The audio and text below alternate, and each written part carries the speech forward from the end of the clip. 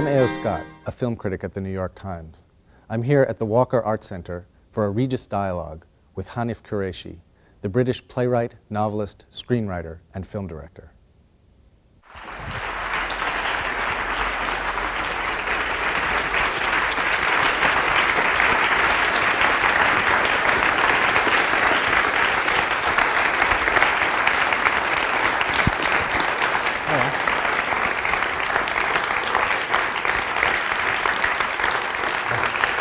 Thank you. Thank you.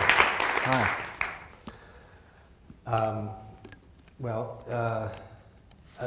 A number of people, a very big crowd actually last night came out to see what was the official North American premiere of Intimacy, a new film based on some of your stories and your novel of that title, directed by Patrice Chéreau. And we're going to see a clip from that in a minute, but I wondered if we could start off by talking about that and what that project was like and how that collaboration developed with a French director with a background in opera and theater coming to make this film set in a very gritty and specific London. I think as I got older, I've got more interested in collaboration. Mostly I'm on my own. I spend the day on my own, and I get fed up with that now. And I guess I want to be changed by other people for the best, you know. Yeah, of course. Where possible. And when Patrice Chéreau came to see me and said he wanted to make a film of intimacy, I was very pleased. Particularly as intimacy is a monologue set in one room, it didn't seem to me to necessarily be right for a movie. But I liked him, I liked his face, and I thought, okay, well, let's see where this will go. And he was passionate about this book. But also he was passionate about a story I wrote called Nightlight, which was actually based on a friend of mine about a couple who meet once a week to copulate without speaking. Patrice wanted to use this as the basis of the film. So we had these copulations. One of which you'll see in a moment. Yeah. And there were 5 copulations or 4, but there were going to be a number of copulations throughout the film, and the film was going to be based around these copulations, so that it became fuck 1, fuck 2, fuck 3. You know, like movements in a symphony. But of course, around the copulation, you know, it's like a French film. Actually, in French films, people copulate all the time, and then they go on, right, and then they think of what else to do with themselves. Well, then they go on the subway. Yeah. Right. And then they copulate again. So this was going to be one of those. So we had to have a story in between the copulations, and so we sat around in a hotel, and actually our meetings were rather like the copulations, because I began to realize this because Patrice Chéreau and I didn't know each other. We were complete strangers, and we would meet in a hotel room once a week to try and do this huge thing, which was make a film together. And without a language in common. Yeah, without a language in common, and just trying to talk and get to know each other and figure out what we might do. So we kind of figured out a story. And at the end of the road where I lived, there was a theatre. It was a bar, and downstairs was a theatre. And we went into the bar for a drink one day, and there's a big sign in the theatre, and it says in the bar, and it says theatre and toilets, and with an arrow pointing downstairs. And Patrice, who has obviously spent his whole life in the theatre, was really affected by this sign saying theatre and toilets. So he said, "I want to see the theatre." So we went downstairs. We saw the theatre. And they were doing, you know, it was a tiny little room, and they were doing weird productions of things like Dorian Gray and Streetcar Named Desire and so on, and you know, the big pillars and stuff. And this theatre got into the movie. You'll see it in the movie. You had to rebuild this theatre, and in fact the bar in a studio nearby, because it was so small he couldn't film down there. So all these kind of funny elements, stuff that we saw, and also the idea of making a film about London, of people moving through the city, you know, following each other, the buses, the streets, and so because I like the idea of a foreign director making a film about a city. So somehow, out of all these bits and pieces and the copulations, we got to make a movie, which is really how all movies or all anything kind of comes together somehow, usually though in one person's mind, but in this case, in my mind, in Patricia's mind, and also in the mind of the screenwriter who wrote the film, who was French and wrote the movie in French. So the movie was written in French, was translated, then it was sent back to me, and you know. But were you around during the filming? Did you have contact with the actors who were? I was around during the rehearsals, and I hung around with the actors a bit and talked to the actors a bit. There are some directors who want you on the set and who like you being around, like Stephen Frears always likes you being around, because he'll say, would they really do that? Would they really say that? You know, is that right? And someone like Chiron clearly didn't want me there at all. And there's another director like Roger Michel, who did The Bull of Suburbia, who kind of wants you to be there but hates you being there because he thinks all you're doing is thinking bad things about what he's doing, you know. So different directors have different attitudes depending on the, you know, how paranoid they are, basically. Well, the acting and the direction, I must say, in this film, and those of you who've seen it, I think, would agree, is really extraordinary. Very, very powerful, very raw. So I think, without further ado, we'll go to the first copulation that begins the movie. We have Jay and Claire meeting anonymously in the middle of the week in London.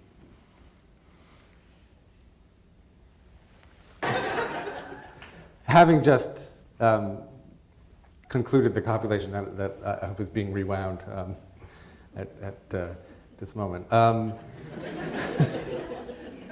But it is, I mean, you're talking about London and how this movie sort of propels people through the city. And right, this is the second scene of the movie, and you have him out in traffic, David Bowie on the radio. And that's in its way as powerful a moment in this man's life as what we just seen before. What, shaving? Shaving and yeah. There's a sort of intensity to that the traffic shave, yeah. and the shave, yeah. Since we've all had difficult shaves. Are they going to are you going to rewind this and show the copulation, or leave it to these good people's imagination? Where's Sis? They're working on winding the film back. So Okay. All right. we'll have more to share. Okay. All right. Well, maybe just to sort of work people up to an even greater pitch of anticipation, we could, in many of the movies that you've worked on and that have been based on your work, sex as a central sort of part. There are a lot of there's the scene in Sammy and Rosie Get Laid. I think you referred to it once as the fuck sandwich, where you have the three copulating couples on top of each other on split screens, and Yeah. raise your eyebrow. But what is it with this copulation? Yes. Yeah. What?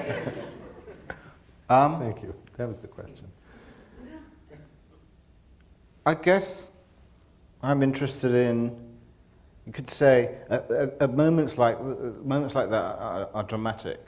There's the the sensuality, there's the ethical, there's the political. Often the couples in my work are of mixed race as well, as my parents were. So it seems to me just a way of bringing together a number of elements. For instance, in My Son the Fanatic, the father, whose son becomes a Muslim fundamentalist, is at the same time having an affair with a prostitute played by Rachel Griffiths. And that occurred to me because when I was researching the film, My Son the Fanatic, for instance, in the north of England, I noticed that the prostitutes and the Muslims lived very close together because they were all poor. And they were finding it very difficult, clearly, to live together. And so the idea of a man being drawn between the two of them.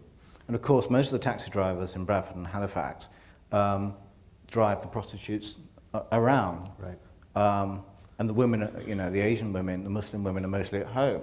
So mostly their relationships were with the prostitutes. So to me, I could see this is a very interesting political conjunction as well as everything else. So you find a moment where the political, the social, the sexual, and all that stuff kind of, as it were, comes together at once. And for a writer, that is a good way of showing certain kinds of complexities, I think. Are we ready with it? Almost. We'd like to show it now. Okay, then, so let's go to that long anticipated copulation in the first scene of Intimacy.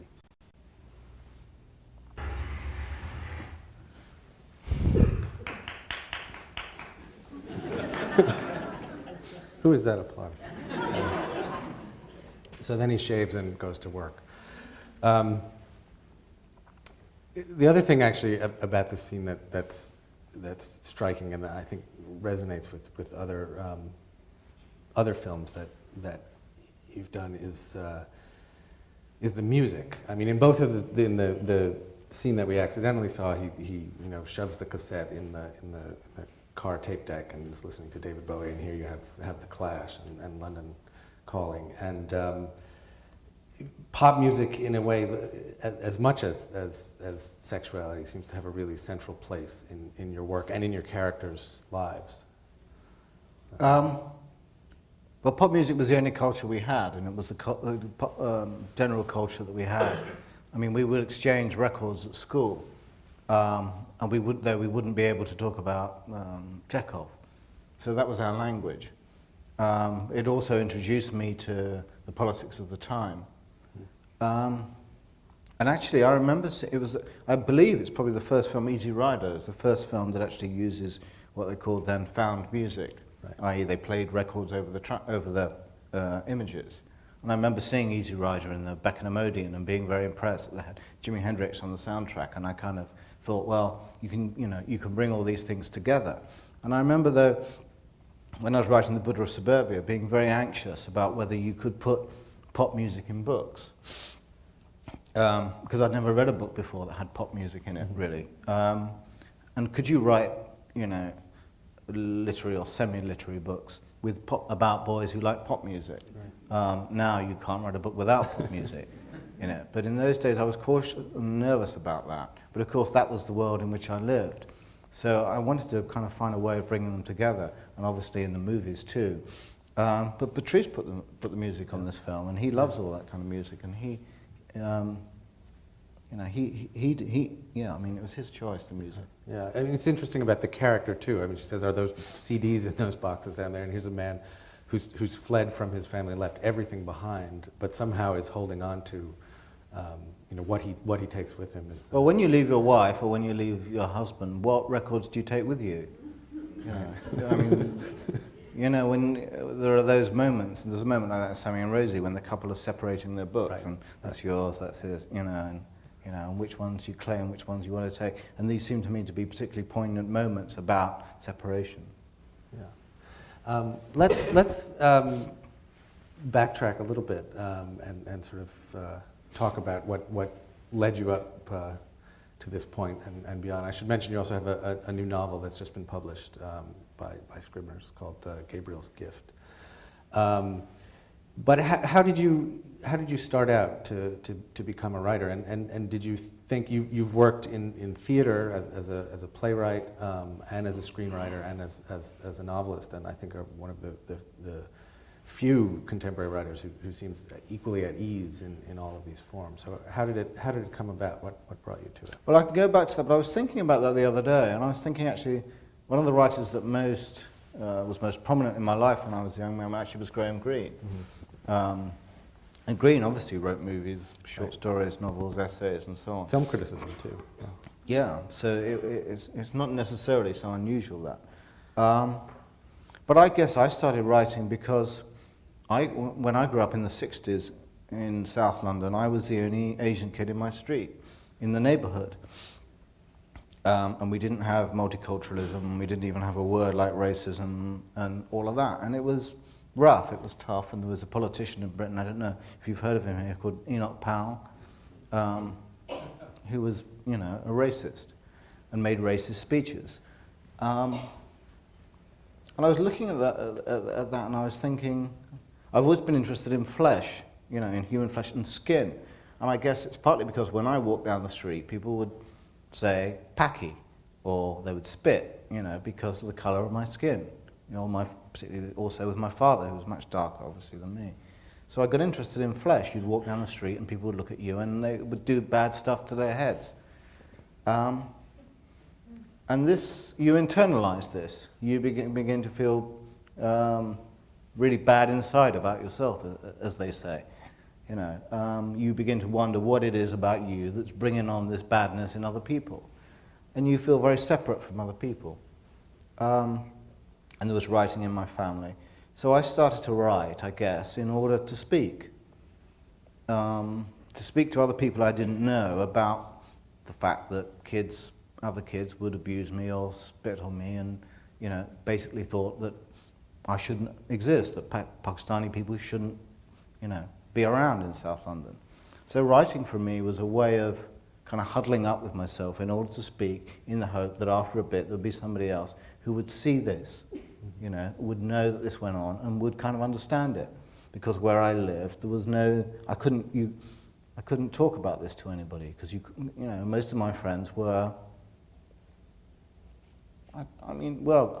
they came from racist families. I couldn't go to, there were lots of girls, I couldn't go to their houses because their fathers wouldn't have me in the house. And after a while I kind of figured this out because, other people would go to these houses.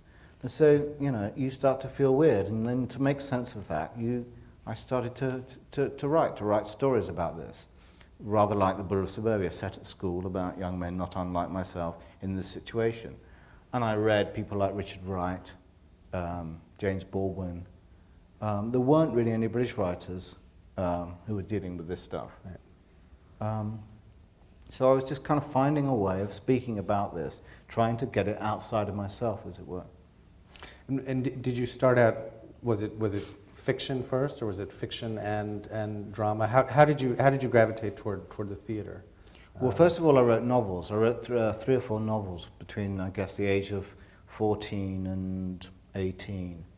And I was really serious about it, because I knew, my destiny was to work in a bank, or to work in customs and excise, or to be in insurance. That was what the lower middle class in the suburbs were expected to do. We were clerks. And I kind of figured I had to get out of this. I didn't want to be like that because of pop. And so I thought I'd be a writer, and I took it very seriously. And it was my father's wish. He wanted to be a writer, so I was living his wish. And then I wrote a play and sent it to the Royal Court. And I got a job at the Royal Court the next day.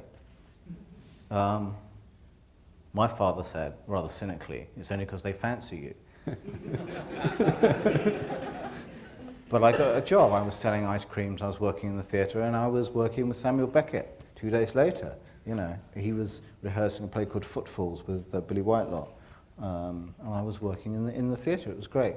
And at that time, in the early 70s in London, there was a lot of cheap property. So there are a lot of theatres, a lot of them run by Americans, like the Open Space, run by Charles Marovitz, Almost Free, lots of, theatres in pubs and bars and upstairs and downstairs and lunchtime theatres. And so I started to get involved in that because the theatre of that time was concerned with things like sexuality, with class, race. The emerging gay movement was a thing called Gay Sweatshop, which was just starting. So this was more funky to me than sitting at home writing novels. There were other people, and there was music, and it was the performance and all that stuff. So I started to work in the theatre. And then how did you gravitate from there to film? My Beautiful Laundrette was the first film that you wrote. Yeah, well, that was much later. I worked in the theatre, I guess, from 76 in various capacities until My Beautiful Laundrette was about 84. So I had a good run in the theatre for quite a while as a young man. Well, then Channel 4 started. And they didn't have any movies. And the Channel 4's brief was to make movies for television and for theatres. And so they started to work with directors like Neil Jordan, Ken Loach, Stephen Frears, Peter Greenaway. Were making movies mostly on 16mm and releasing them in the cinema. And they're a good liberal company, and they needed an Asian, and I was the Asian. And in those days, I got all the Asian work that was around because I'd written kind of plays with Asians in them. So they asked me to write a movie. And at that time, I had an uncle who had laundrettes. And he used to take me around his laundrettes. And he wanted me to take over. He was kind of looking after me. And he could see that I had no money. I was trying to be a writer. It was crap. And he said, look, why don't you just run laundrettes? It's much, this is good. And he'd drive me around these laundrettes, like the uncle in the movie, saying, look at this man, do this. And he was a real Thatcherite. Right. And he was an Asian. And this seemed odd to me, because Thatcher didn't like Asians. But there's the great line in My Beautiful Laundrette where he says, Thatcher and your beautiful laundrette. And, do they go together? And he says, yes, like dal and chapati. Yeah. He had it figured out. So and I also had an uncle who was a socialist, who was an alcoholic as well. And I also had many friends who I'd grown up with who were skinheads, who were racist, who used to come to my house. I'd known them, I'd been at school with them, like the character of Johnny in My Beautiful Laundrette. So I had all this stuff, I had all this material. It's just finding a way of kind of organizing it and, writing this movie. And it was all there, ready to go. And then from that, fairly quickly followed Sammy and Rosie Get Laid, also with Stephen Frears. I think we can go to a clip from that now that goes to some of what you're talking about, the atmosphere. This is now the mid-'80s sort of Thatcherite London, but also I think captures some of the artistic scene and the sort of emerging multiculturalism that you've been speaking of. So let's watch a moment from Sammy and Rosie Get Laid. It's Colin McCabe. Do you know Colin McCabe is? And I was meaning to ask you what the relationship is between A Bag of Crisps and the self-enclosed unity of the linguistic sign. Well, that last bit, neither of us are English, but we're Londoners, I think is very central to the idea of the city and sort of the hope for the city that animates a lot of your work. And you have here the son, the father saying, come home, meaning come home to Pakistan where you belong. And Sammy is rejecting that idea of a kind of identity back in the homeland. I guess at this time, this was right in the middle of Thatcherism. And Thatcherism was, was really arguing for Englishness and patriotism and English history and all that. And so us Asians and the black people and other people were trying to work out where they fitted into this scheme. We were trying to see, where we might belong in this. So I guess it's partly about thinking, how do we claim that we are British, without aligning ourselves with Thatcher or with people that we don't like. And so we would try out different things by saying, we're British or we're Europeans or we're Londoners and so on and so on. And then after a while we figured out that the idea of Englishness had to change, had to be different to include all of us. But this is really about how you figure out how you belong in a country where, in fact, you aren't really wanted and which has had a colonial relationship with you for 200 years at least. So I guess this comes out of that period. And what was your sense? Your father's from Pakistan? Well, from India, really, and then my family moved to Pakistan later on. Right. So what was your sense of your relationship to that background? I mean, here and at other points in your films, characters express or feel a kind of pull of the homeland. Sometimes they succumb to it. Sometimes they pull back in the other direction. And how did that sort of identity inform your? Well, I went to Pakistan, to Karachi, for the first time in the early '80s. But of course, I'd known my Pakistani family had spent, as rich Asians do, most of the summer in England, so I knew them all anyway. And then I went to Pakistan for the first time. And it was the beginning of the Islamization. It was the first time, really, that Pakistan was founded on Islam, but it hadn't been a theocratic state, really, until this period, the early '80s. It had been kind of military dictatorship, semi-democratic, but it hadn't been theocratic. It hadn't been run by the mullahs. People didn't consult the Quran about the economic situation until this period. And I went to Pakistan for the first time then, and I was flabbergasted and devastated by this. The fact that this country, it was called by intellectuals in the country, the Great Leap Backwards. The country was beginning to be run on Islamic principles. And General Zia, he would, go to sleep, he would have a dream, and when he had a dream, then it would be implemented the next day as a kind of law. And my family, who were kind of middle-class intellectuals and liberals and so on, were really shocked by suddenly the fact that this country was descending into a theocratic state. And this was very interesting, very shocking for me, and it made me realize what an Englishman I was. Because all the stuff that I liked, going to bars, girls, reading books, the media, all those things, you couldn't do any of those things in Karachi. Well, you could do them in the house.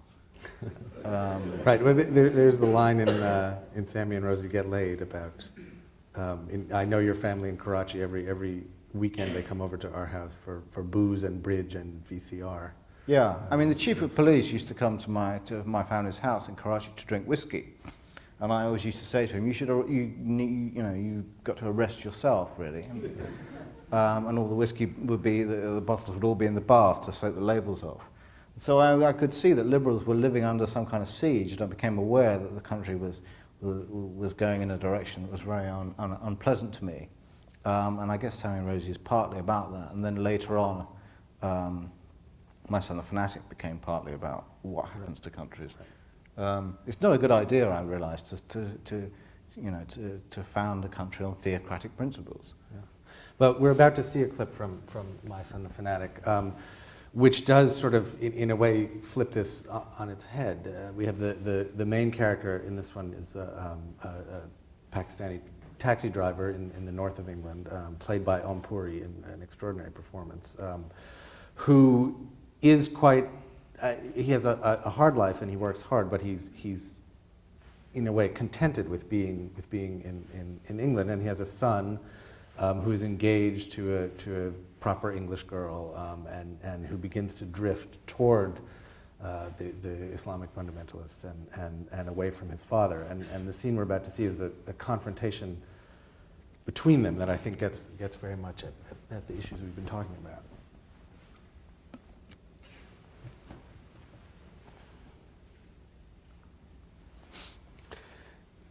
One of the things I love about that scene that sort of plays up the irony of it is the accents of the two actors. You have the father with this fairly heavy subcontinental English accent, and his son with this northern English accent that is unmistakable for anything else, saying, "I can't raise my children in this country. Our cultures can't mix." When he's obviously, a living refutation of his own. And the Indian man, the father, loves Louis Armstrong. Right.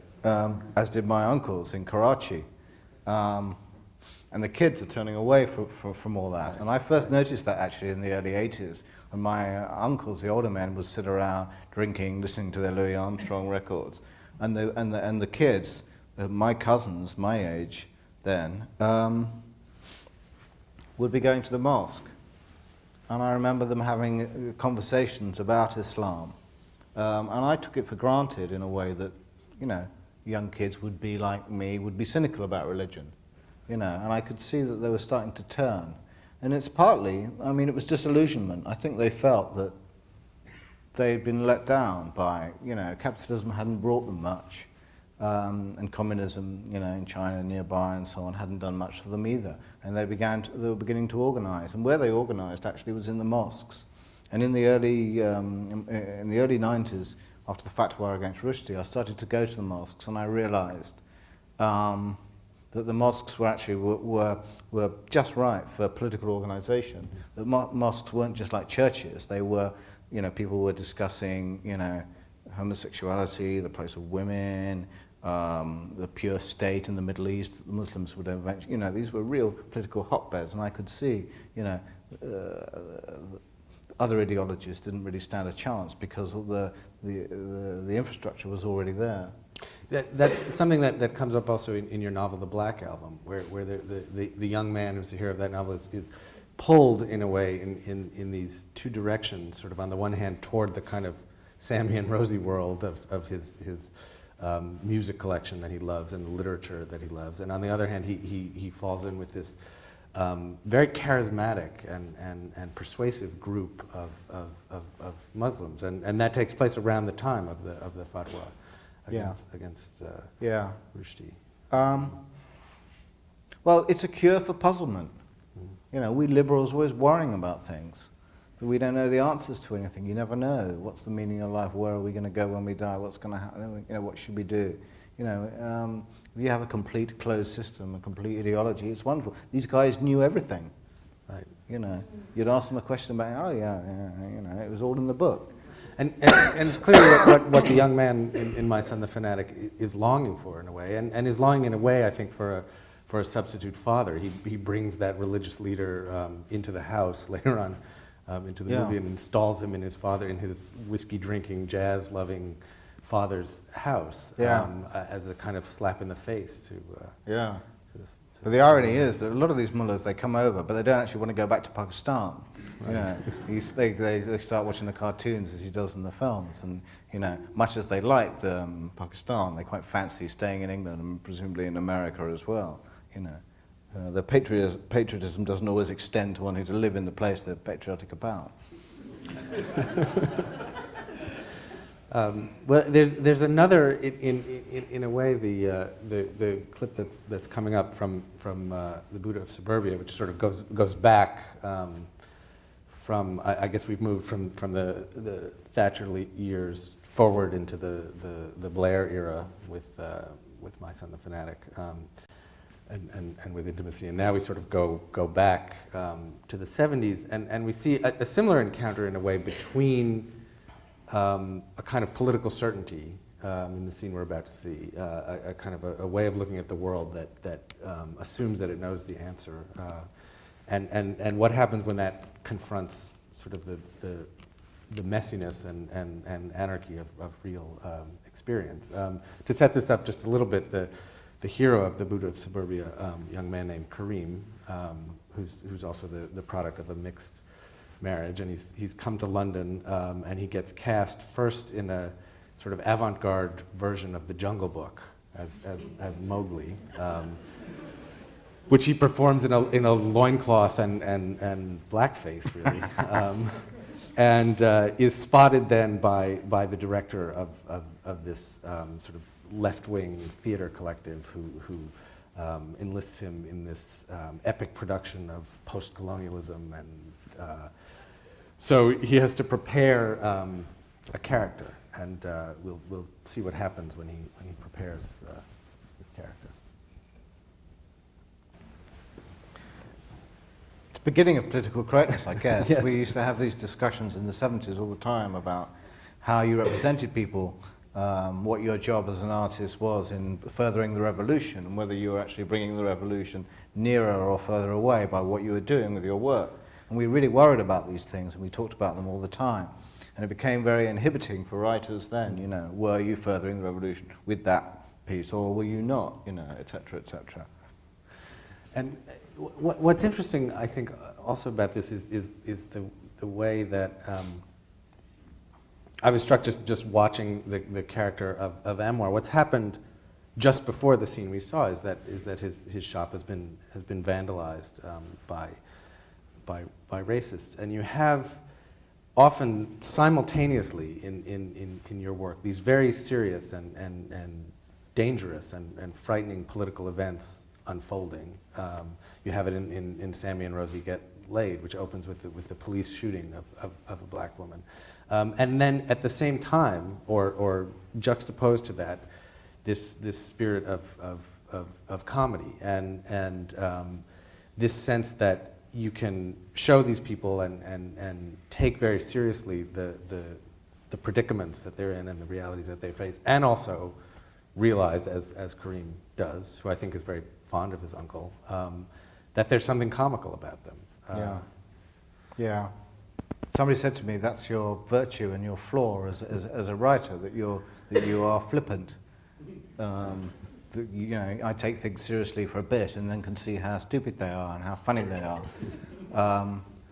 But I guess, in a way, life seems to me to be like that all the time as well. You know, it is stupid, painful, incredibly serious, and very funny at the same time. And clearly, you can see it as a child. You're aware of that all the time with your parents. You know, they are ludicrous, but they are bigger than you. They are stronger than you. You know, and sometimes my children, they just look at me, and they just laugh, and they just think that I'm stupid, foolish, and idiotic. But I'm also, you know, if I want, I can really frighten them. So I guess I'm interested in the complexity of this, that things are daft and mad and stupid and very serious. I guess it's part of the English tradition, I guess. I mean, people, you know, I grew up clearly on Dickens. Right. Not the books, I must emphasize the TV adaptations, which are run continuously in England. So you get a real sense of the grotesque, you know, of satire, of stupidity and stuff. And I guess, you know, that has kind of seeped into my work. And also English TV comedy, which had a great influence. You know, you always want to say I was influenced by Godard. In fact, I was much more influenced by things like Dad's Army and Steptoe & Son, and you know, I Love Lucy than by Godard. And so, you know, I grew up on comedy and I love comedy, but I also want to write about serious things. So I always try to find a way of, you know, banging those two things together. Yeah, I mean, another, you have also in the character of, in Buddha of Suburbia, of Changes, who becomes the substitute subject, is the fellow who is the husband who Anwar has found for his daughter, Jamila, who's a classic buffoon, and yet there's a real tenderness also, and he becomes, I think, by the end, a very sympathetic and lovable character without losing his wonderful ridiculousness. Well, I love the idea of when one of the children that I grew up with had an arranged marriage when she was 14 or 15, and I wrote about this in the Buddha, and I love the idea of there being an arranged marriage. A husband comes over, Changes, and then what really happens is he falls in love with his wife, but then he discovers she's lesbian, and then she goes to live in a commune, in a collective, and he goes to live with her. And these kind of absurdities, you know. And which are also sort of ways of adapting between these different, I mean, a sense that culture is not this sort of identity that you bring with you that's fixed, but this thing that you improvise and make, and a way of sort of making do with these absurd situations. So, right, Changes ends up basically, you know, taking over the care of his wife's baby by another man as a result of a brief affair before she decided she was a lesbian. Yeah. And yet this arrangement, there's something that works about it. Yeah, yeah.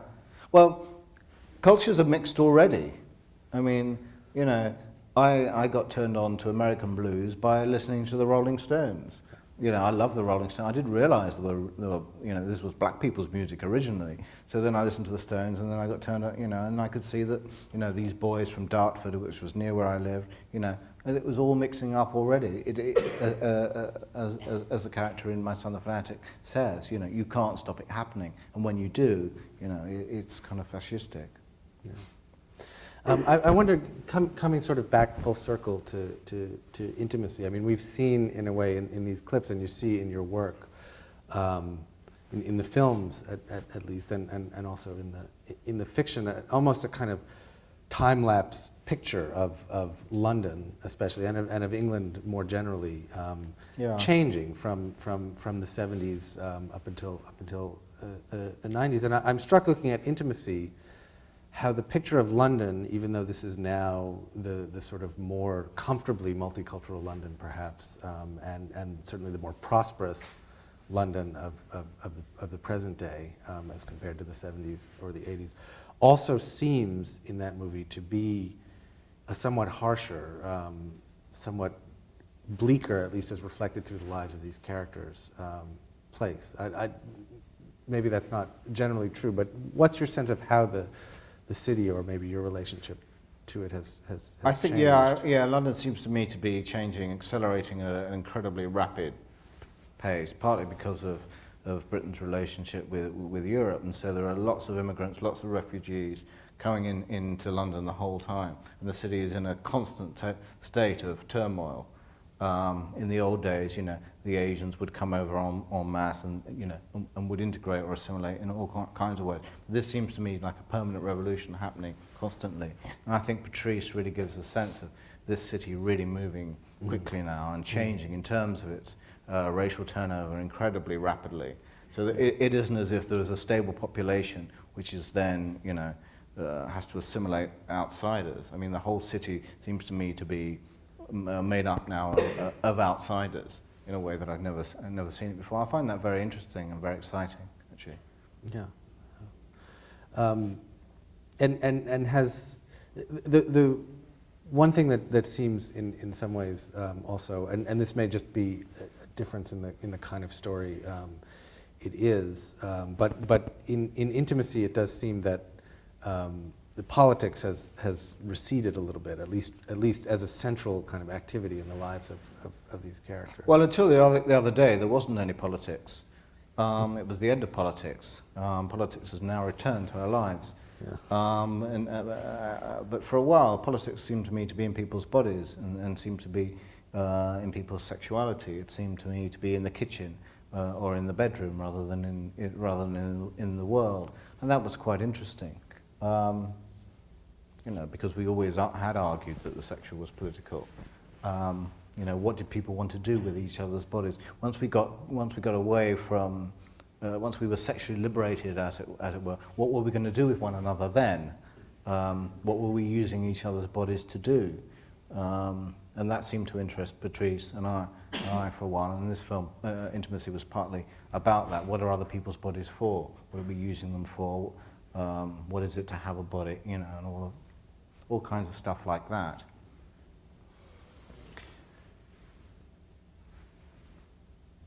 And I want actually I don't want to leave this discussion without, we've been talking about the films that you've written and that have been based on your work. You also have directed London Kills Me, which I think a lot of you saw, yes? Cheers for London Kills Me. Was that experience, how is that different from sort of being the screenwriter and in whatever collaborative mode, sort of giving your work over to the director? I mean, what was it? Well, directing films and writing films are completely different jobs, actually. And there aren't many people who can do both those things. I mean, Bergman can do both. There aren't many people. Woody Allen, I guess, can do both, but there aren't many people. Yeah. And Neil Jordan as well sometimes can do both. And I realised when I was directing London Kills Me that I didn't have any experience. I'd be sitting on the set and they'd all come up to you and say, "What do you want now, Gov?" And you think, I haven't got the faintest idea. But Patrice Chéreau would know, Stephen Frears would know, and I realised that after making London Kills Me that I had to decide whether I wanted to learn to be a film director or not. And if I did, then it meant that I would have to sacrifice a lot of writing time. Right. You couldn't write short stories, essays, novels, etc., and be a movie director. I'd have gone insane. So I decided to not to carry on with that. And also, the directors I worked with were mostly better than me. I can't direct films better than Stephen Frears, but I can write them better than he can. Mm-hmm. So, and also, directors take Intimacy. It's good. Intimacy doesn't look like The Buddha of Suburbia, but they were written in a sense by the same person, and that's exciting to me to see what other people can make of what I do. And I've had a good time. I mean, all the directors that I've worked with actually seem to me to have improved my work or have brought stuff to it that seems, interesting or worth doing. I've never had the feeling. A lot of writers talk, about being fucked over and, in Hollywood or this and that. Their work's been ruined by other people. But actually, so far, I actually haven't had that experience.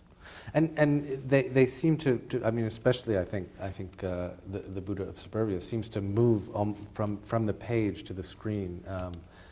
I mean, it seems to be equally at home in both media. You don't feel like you're watching an adaptation in the sense of a sort of a yeah, it's hard to do that. It was hard to do that because it's a first-person novel. Right. And when Roger Michel and I first adapted the novel, we had tons and tons of voiceover. We couldn't solve the problem of how to get this point of view. Otherwise, you know, we kept thinking, well, the guy's just going to be standing there watching other people doing things. And so we had to work very hard, actually, to make it to make it work as a third-person form. The other thing that is interesting about your work is that it lends itself so well to being acted. I mean, if people have seen this retrospective, it's just sort of one extraordinary performance after another, whether it's Rashan Seth or Daniel Day-Lewis, or certainly Mark Rylance and Carrie Fox in this, and down to the smallest performances too, down to the incidental performances. I mean, do you think when you're writing, and there's also something in your prose that's very vivid. I mean, do you think when you're writing about how it will look, about it being acted, not necessarily about a particular actor, but about how it would sound and look on screen? I was going to say that I like actors for a moment, but actually I don't like actors. It can make you insane. But I guess I'm interested in character, in what other people are like, and somehow capturing character, and the oddness of people in that Dickensian sense that you can sum people up quite quickly. I think I'm interested in that. And I'm interested in eccentricity as well. I'm interested in absurdity. So that's a way of, summing people up quite quickly. You know, you have a left-wing theatre director who's caught between two black people arguing, and he doesn't know what the hell to do, and he's left-wing, and he's really stuck trying to make a radical play. And that seems to me to be a good situation, and you can see that the guy's really straining to figure out what's going on. And then he says, "Because I said so." yeah, and he's a Democrat, and you all sit around and you would discuss things. In the end, he says, I'm the boss here. And I like that kind of stuff, but it's about character. So I guess when I write, I always start with the people. I have all these characters, and then I try and make a plot, and that's why the plots are often in my stuff are rather wayward, They go off here and they go off there, because I'm really much more interested in the people than in the plot. Well, and you do seem to like to work with and through large groups of people. I mean, you have, certainly in My Beautiful Laundrette, let's say, or Buddha's Suburbia, you have the hero sort of moving through these mazes and networks and cousins and uncles and school friends and extended family, and that seem to kind of to give it this real sort of complexity and liveliness. So you feel, I think, watching these, that you're really watching as much of life as can fit on the screen. Well, when I was a kid, I liked 19th century French novels. I liked writers like Balzac, for instance, And so Balzac would have a serving person, and he'd have a king, he'd have an aristocrat. And I love the idea that you could have, a whole range of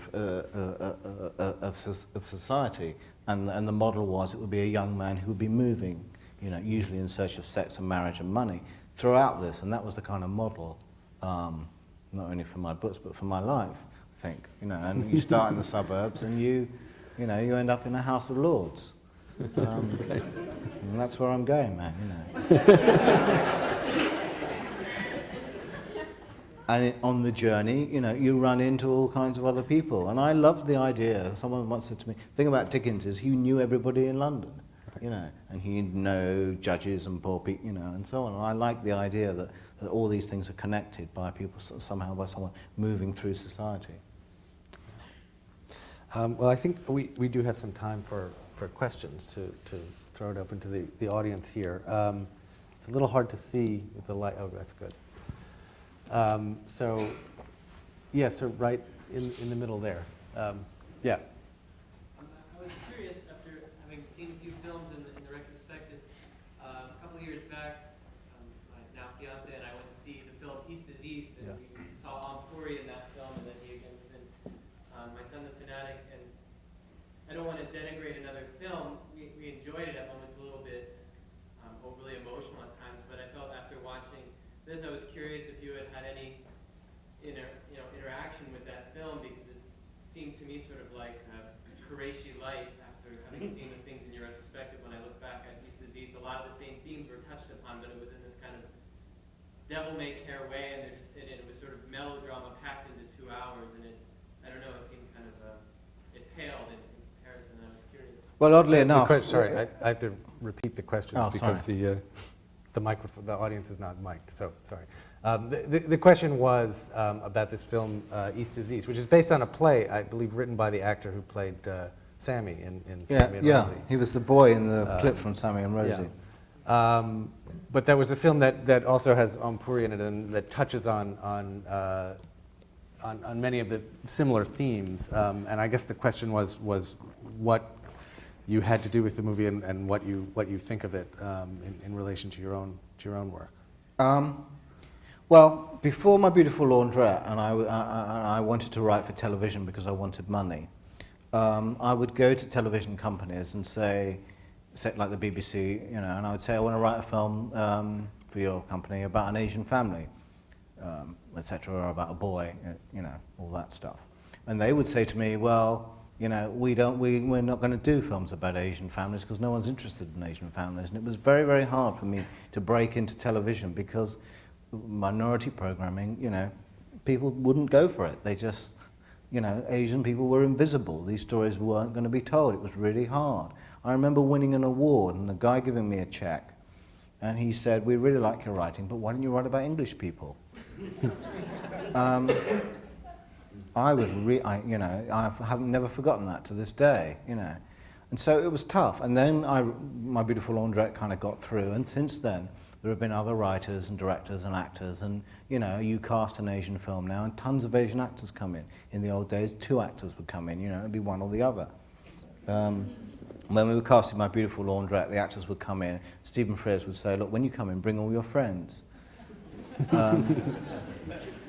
And they'd be in it too. And now it's different. And there are lots of films, Bargee on the Beach, East is East, there's lots of Asian music, as I'm sure you know. So it's kind of changed. And so I'm rather pleased that,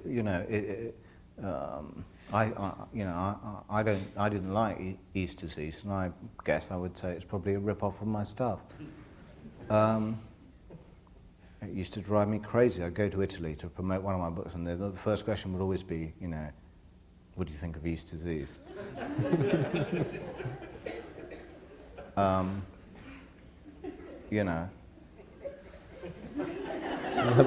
It would make you insane. But Yes. But it's a tribute to the fact that there are other Asian, and black minority artists now working, and that's quite a big deal in England.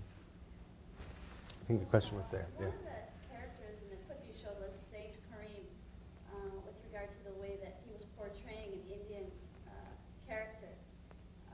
This is the way white people want to see us, and for that reason, they were turning him away from doing the scene. What is the conversation that occurs in your mind through your writing about what will be the perception of people outside of the South Asian community, if any? The question was referring to the scene that we saw from Buddha of Suburbia, in which the character Tracy accuses Kareem of portraying Asians as white people see them. The question is how does the dialogue take place in your mind about how people outside of the South Asian community might perceive your work and might perceive the South Asian characters in it? Which people? Actually, for me in particular, being of South Asian origin, sometimes, although I really enjoy seeing these characters which I really can relate to, occasionally, especially growing up in a very white community like Minneapolis, I wonder I wonder what the white community thinks of this, and do, are we generating stereotypes, and which doesn't mean that's not important to bring this to light, but rather that I just wish I could see the little bubble over everyone's head, like what are they thinking when they see this, especially not having had exposure to the greater South Asian community. I don't know what you could do about that as an artist. You're sitting at your desk trying to write, and you're thinking, what are people outside the South Asian community going to think about this?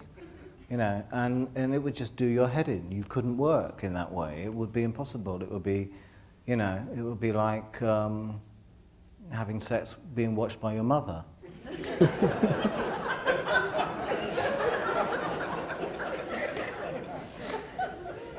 This would, these ideas would make you so uptight that you wouldn't be able to work at all. I think as an artist, you have to work in some kind of freedom. And you can never know what people are going to make of your work. I mean, a racist is going to look at your work and say, these people are scum. Somebody else is going to look at it and go, right on, and then there are going to be a whole range of reactions throughout the whole community and at different times. Somebody looking at it in the 80s isn't going to look at it in the same way as they are in 10 years' time, for instance. So, our fantasies about what people are going to make of our work could be very inhibiting, for you as a writer. And I think you have to write to the best of your ability, to tell the truth as you see it, and also to try, to the best of your ability, to make your characters seem real and believable and human, and that you're writing your work, your film should be humane, that you aren't just mocking people, making them look idiotic. But people do idiotic things. I mean, the Asian community is as idiotic as any other community, we are as funny, as serious, as tragic, as sad, as this and that, as any other community. We can't do advertising for the Asian community and say, look, South Asian community, we're really nice people. I mean, that would be, for a writer, that would be hopeless. We are, as nice and as not nice as anybody else. And I think artistic freedom in that sense is much more important for our whole community, rather than trying to idealize ourselves, which would make the work completely uninteresting to people, Is there another? Yes, right down here. Yeah, I wanted to comment. The question is basically, I guess, commenting on your insight into the workings of the adolescent mind, and I guess where in your mind that comes from. Well, I was an adolescent for a long, long time. And I can remember when it changed. I remember when I wasn't an adolescent. I was writing a story for the New Yorker called My Son the Fanatic. My first two children, twins, had just been born. And when I was writing the story, it was about a young man who becomes a Muslim fundamentalist, etc. As I was writing the story, I began to realize I was much more interested in the father than in the son. And at that moment, I turned and I realized, and my father had just died as well, and I realized then that I was no longer an adolescent. I was on the other side. I was the adults in The Catcher in the Rye. And I could no longer laugh at the adults, see them as being big and absurd. I was big and absurd myself, and my point of view began to shift, and I moved into middle age. And it was at that moment when I began to write about older people, and I began to see and find younger people alien and their music, odd, and all of that stuff. And that's what happens. But I was adolescent for ages and ages, really till the end of my 30s. I still lived, as if it was the 60s. The sense of, of pleasure just going on and on and on. And believing there were certain experiences I could have that would make me happy forever, if I could sustain them long enough. How would you relate that to the character in Intimacy? I mean, who's very... One difference between that movie maybe and some of the earlier work is that his experience of sexuality is very different, let's say, from Kareem's, or certainly... He's not just having fun, he's not just having a good time. This isn't kind of, emotional athletics for him. This is there's much more despair and really the desire to leave himself behind, or to cure himself, or to use another person as a drug, or to reach another person in some really significant way. Whereas someone like Kareem in The Brother of Suburbia would have enjoyed casual and promiscuous sex just as fun, just as pleasure. And the guy in Intimacy is really trying to contact somebody else in order to save his life. And there's a real difference there, yeah. And Intimacy is a much darker film. And there's far less humour in Intimacy. It's partly because the director is French, but also because the characters are middle-aged. Yes, up there, yeah. Yeah. Yes, you're... Sorry, very... The end of the film, My Beautiful Laundrette, was a little confusing to me. I don't know what really happened to the daughter who's of Syed Jafri in the film. There are two trains that come by. She was standing on the platform, and a flash second later, she's not there. Yeah. Did she get on the train, or did she fall off the tracks? Yeah. I always want to ask. Okay. The question is what happens at the end of My Beautiful Laundrette? What happens in particular to the character, the daughter of Saeed Jaffrey, the cousin of Omar? Well, the answer is British Rail wouldn't let us film on the platform. It's a nightmare making films in Britain. And they wouldn't let us, there was going to be another shot of her getting in the train. And they wouldn't let us film on public property, on their property and so on. So we were going to go back and get the shot, but we couldn't afford to go back. And so Stephen Frears, when we cut it together, it was like that, and there was going to be another shot that was going to, etc. And we never got the other shot, and so Stephen just left it like that. And people to this day, 20 years later, still ask questions about what happened, but actually that's what happened. But it's become... And I don't know why Stephen Frears left it like that either, he just did, and I think it seems mysterious or symbolic in some way, but that's what happened, I'm afraid. It's often the case. Yeah. That the greatest mysteries of cinema have the most practical answers. Yeah, over there. I'm curious if you saw Jonathan Harvey's take on London and sexuality, Closer to Heaven, and if you have any thoughts on that. I haven't seen it yet, to be honest, no. I've heard it's good. Francis Barber's in it, who's in Sammy and Rosie, so I will go and see it, yeah. Okay, yes, right. I had a question about Rushdie. Since you're both writers tackling similar issues, how do you see your own writing in comparison to his writing, or have you ever postulated yourself in such a comparison? The question is how you see yourself in relation to Salman Rushdie and his work. Well, he's an Indian writer for a start. I mean, he really does come from India in a sense, has lived in India and in Pakistan, and I've always been a brown Englishman in a sense. I mean, and he loves all that South American and what, magic realism and all that. And I remember thinking, well, I can't do magic realism because there wasn't, in Bromley in South London, there was never any magic. It was just fucking realism every day. So our takes on the world, although we're mates and kind of know each other and our families knew each other, our takes on the world and our way of seeing the world are really quite different. But when I was a young man starting out, he was very supportive of me. He could be also rather sarcastic. He would go, "Well, you only write screenplays. Why don't you write a novel like a proper writer?" He said to me once. So I went and read The Buddha of Suburbia. That kind of sprung me into action.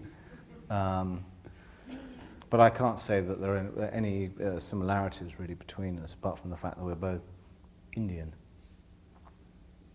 Yes, up there on the aisle. Yeah.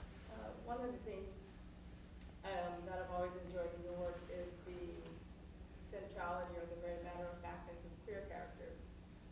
Certainly in My Beautiful Laundrette, two main characters and Rowan Gift and all these people transgressing these kind of sexual boundaries. And something that struck me is in My Beautiful Laundrette, for instance, there's still this sense of danger around being queer, and then you get to intimacy where very casually the other bartender just says, "Oh, I see a handsome guy, I'm going to cut off the conversation right now because something better has come up."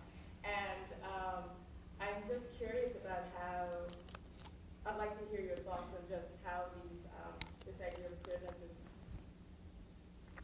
been such an integral part of your work. Your writing. Okay. The question basically is about the place of queer sexuality broadly defined in your work and how it's changed over the years. Well, I guess partly because because I worked in the theatre in the 70s and there were theatre groups like Gay Sweatshop around. But there weren't, in the early 80s, there weren't really any gay films, or if there were gay films, you had to have Dirk Bogarde in them. And Dirk Bogarde always committed suicide or died at the end, as well. But of course, the gay stuff was really emerging, and in the 70s, we would go to gay clubs all the time, and hang around with transvestites. We were punks, and all of those worlds weren't separate in those days. So it seemed to me quite natural to have, two guys kissing in a film. But in fact, it was a big deal then. And when these two guys kissed, it was a shocking moment. It was rather wonderful. You never thought that suddenly the gay skinhead and a gay Pakistani running a laundrette together would suddenly kiss, in this rather romantic way. And it was shocking then, and I rather loved the idea of that, and the idea that queerness or gayness would never be mentioned, that they just kissed and it wasn't a big deal. And that seemed to me to be rather liberating and kind of radical then. Now on British television, gay and lesbian people kiss all the time. You can't turn on the television without seeing gay people kissing, which I like. But in those days, it seemed to me to be an important gesture, that it was just a natural, ordinary kind of daily thing and was romantic. And just seemed part of life rather than being made into a kind of issue, as it were. Yes, there. Up in the back, is there? Yeah. Yeah, I'm just kind of curious. Certainly as a whole, kind of Western culture. The question is what you think will be the impact of the rise of multiculturalism in movies and I guess in the other arts of the kind that's typified in your work, in Spike Lee and all of the explosion of work from authors of other. Well, I guess what you non-Western or do non-white. is you learn about other people's lives. You learn about other people's worlds. You go, I see those people on the street, I go into their shops, and now I know what goes on, what their lives are like, and that seems to me to be very interesting.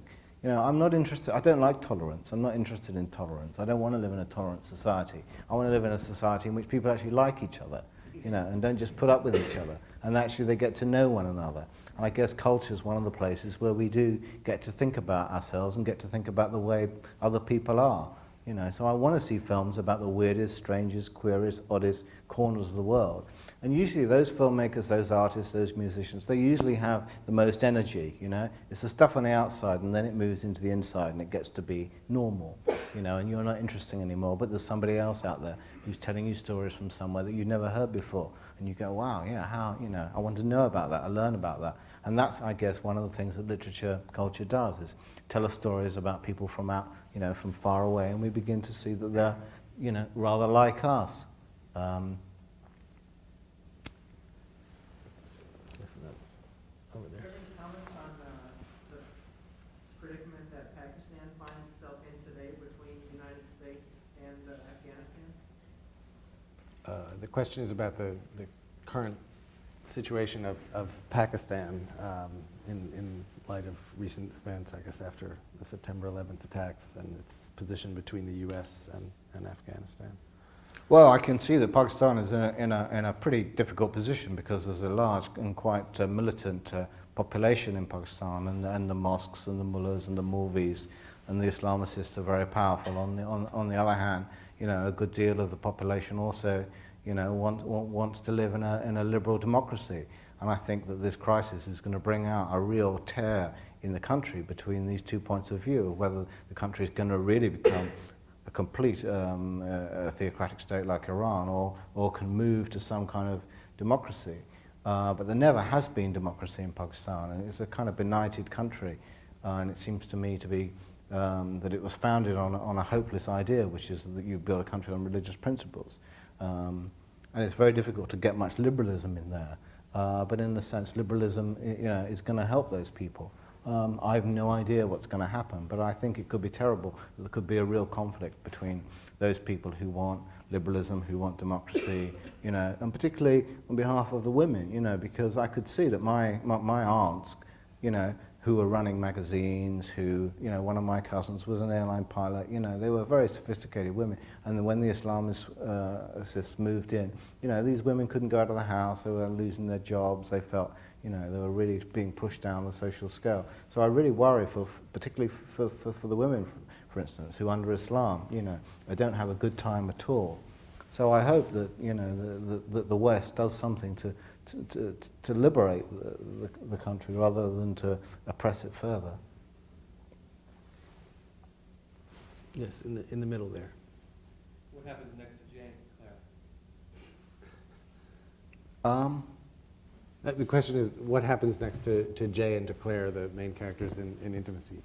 I assume you mean after the movie, not after the one scene that we saw. Which, as you remember, is the first of several populations. I guess one of the things I've been interested in as a writer is in marriage, or in how you sustain a relationship, with somebody else for a long time without killing them. And without having them kill you. I mean, how the hell do you do that? And I guess these people are kind of, they've come out of that. They're in some kind of despair. When your marriage has failed, you really lose confidence. You're really crashing. You believe in, you don't know what to believe in, where you are, what you're doing, etc., etc. And I think Jay is probably in that situation. And I'd like to think that after a bit, he would rebuild his confidence and try and, get into a relationship, having learnt from the other one. That's what I would like to think. I mean, in the end, what we want is to be close to other people. The film is called Intimacy, because in the end, the most satisfying thing in life is being close to other people, being not only being loved by them, but loving them too. That is the ultimate dream of all of us in some sense. And I guess Jay is unhappy because he doesn't have that. And I would like to think that after a bit, he will get into a position where he might be able to do that. Just one more question. Yes, you, sir. Yeah. I wanted to come back for a minute to the question of London. I mean, it seems to me in the earlier films that London is a space that's suffused with meaning. Sort of Thatcherism and the demise of the GLC and people squatting and racial politics and so on. And the London we saw last night in Intimacy is, it's very grotty and it's charmingly grotty the way London is. But it's very anomic. I didn't feel meaning in the space itself, and I actually wasn't able to track the geography. I mean, they passed through the Elephant and Castle tube station at one point, and maybe it's on Clapham Common where she has the conversation with Marianne Faithfull, but I couldn't put the geography together. If the slick bar that he works at is in Chelsea, he's going the wrong way across the bridge towards the Chelsea power station. And maybe that's just a difference from one director to another, but it also felt to me like a historical difference, like we really lost the sense of this place being a meaningful space where some important struggle is being worked out, and that might even have to do with the situation of the characters too. The question has to do with the change in how London is perceived from the earlier work where it's a space that's full of political struggle and meaning to Intimacy where the characters seem much more adrift, and where indeed even the geography of the city, from someone who obviously knows it quite well, is hard to track. French director.